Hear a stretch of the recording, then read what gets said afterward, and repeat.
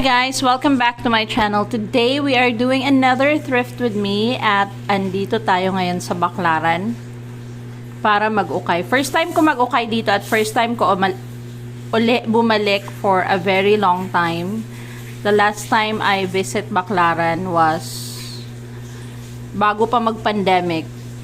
So, sobrang tagal na nun. And, hindi ko alam kung saan yung mga ukay dito. Alam ko marami ditong supply ng mga bale na ukay. Pero yung nagre-retail, hindi ko alam. So, samahan nyo ako, hahanapin natin yung mga ukay shops dito. So, guys, kung gusto nyo mag-ukay sa Baclaran, pagbaba nyo ng LRT, meron dun, makikita nyo na pure gold. Yun yung magiging parang pinaka-landmark nyo. Instead of you going to Baclaran, yung may makikita kayong pure gold, didiretsuhin nyo lang yun. Andun yung public market. This is the first ukay na nakita ko. Meron mga tag 20 pesos. Tsaka 50 pesos. Pero wala akong binili from this shop. Gusto ko sana i-check yung jeans nila kaso nasa langit. Ang hirap i-check.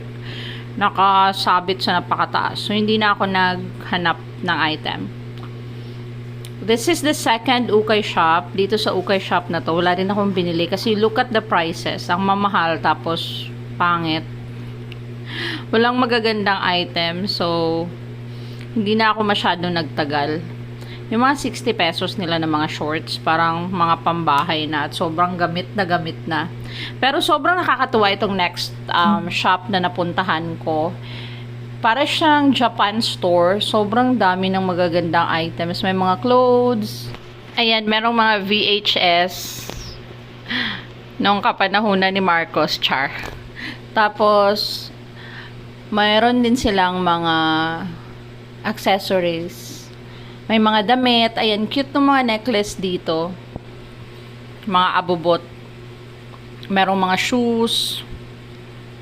Ang sarap din pumasok sa mga ganitong store, yung parang second-hand shop na galing Japan.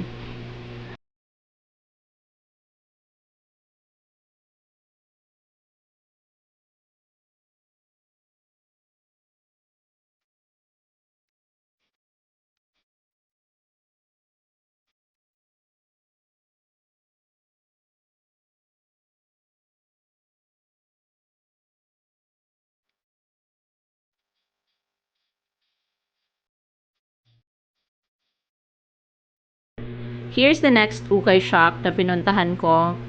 Dito ako nakabili ng medyo madami. Meron silang 35 pesos, 75 pesos for dresses and pants. Nabili ko dito is mga branded na items. So, hindi na ako nagtumingin ng mga t-shirt na 25 pesos. Pero, nakascore ako ng magagandang men's na button down. So, sobrang nakaka-happy. Kahit maliit lang siya na shop, pero maraming gems dito. Ayan, merong mga tagdi 25 pesos yung mga t-shirts nila. Pero yung tinignan ko dito are men's items. So, these are the items I got. Puro to excellent condition, guys. And ma-branded sila. Look at this CK na button down. Bibilhin ko sana to kasi meron kasi siyang mga brown na parang discoloration sa may neckline. So, hindi ko na kinuha. Sayang. Pero ang ganda nun. Okay, quick haul muna tayo dito sa nabili ko from the shop. This is the first item I got. This is a men's excellent condition na Ann Taylor na button down. Color gray. Merong 2 chest pockets. Ayan. This is 75 pesos. The next item is this Abercrombie & Fitch na button down. Meron din siyang isang pocket. Look at that. It's an excellent condition as well for 75 pesos. Next one is a J. Crew na stripes na button down. An excellent condition as well. Next item is this one. This is gingham na color blue. Parang hindi pa siya nagamit, guys. And I also bought this one, Banana Republic na stripes na button down for only 75 pesos. My gulay. I also bought this one. This is a denim na shorts, pero Levi's to, guys, for only 35 pesos. Nakaka-happy.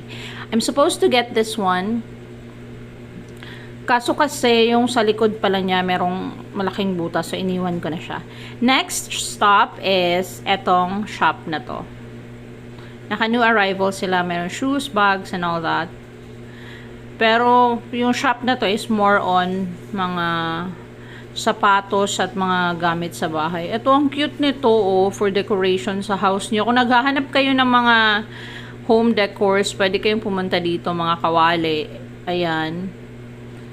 Galing daw tong Korea at Japan. Ang dami din ditong shoes.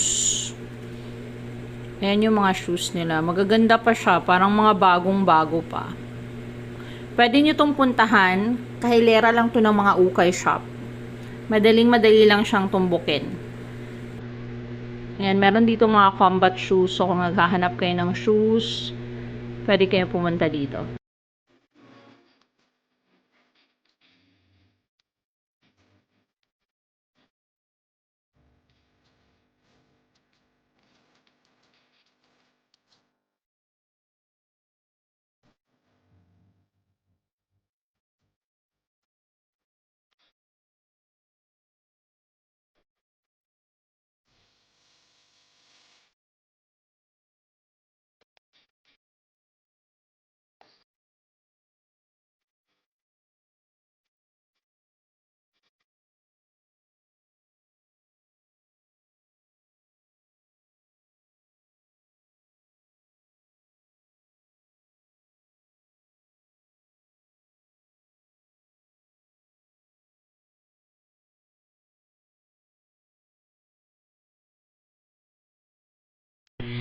Ito naman yung fourth ukay na binisita ko. Wala din akong binili dito kasi sobrang namahalan ako sa items na mga nagustuhan ko. More than 100 pesos. Pero hindi naman sila kagaganda sobra. So, hindi na ako bumili. Tsaka, this is a mix of Changi items and ukay clothes. Pero etong isang rack nila, merong part dito. Tignan nyo. Puro siya Levi's na jeans. And this costs 200 pesos each. So, kung naghahanap kayo ng Levi's, punta kayo dito. Pero hindi na siya excellent condition, no?